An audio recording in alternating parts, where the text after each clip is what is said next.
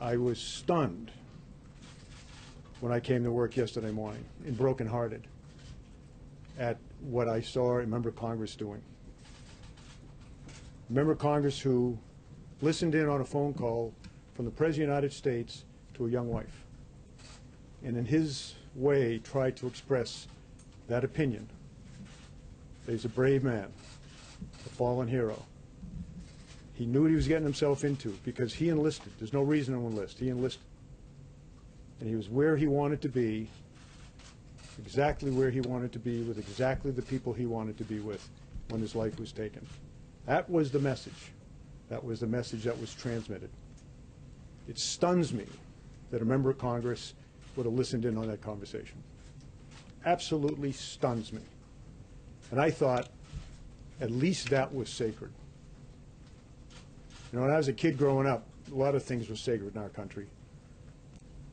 Women were sacred and looked upon with great honor. That's obviously not the case anymore, as we see from recent cases. Life, the dignity of life, was sacred. That's gone. Religion, that seems to be gone as well. Gold Star families, I think that left in the convention over the summer. But I just thought the selfless devotion that brings a man or woman to die on the battlefield, I just thought that that might be sacred. And when I listened to this woman and what she was saying and what she was doing on TV, the only thing I could do to collect my thoughts was to go and walk among the finest men and women on this earth. And you can always find them because they're in Arlington National Cemetery. Went over there for an hour and a half. Walked among the stones, some of whom I put there because they were doing what I told them to do when they were killed. I'll end with this. In October, April rather, of 2015, I was still on active duty, and I went to the dedication of the new FBI field office in Miami. And it was dedicated to two men who were killed in a firefight in Miami against drug traffickers in 1986. A guy by the name of Grogan and Duke. Grogan almost retired, 53 years old. Duke, I think less than a year on the job. Anyways, they got in a gunfight and they were killed. Three other FBI agents were there, were wounded, now retired.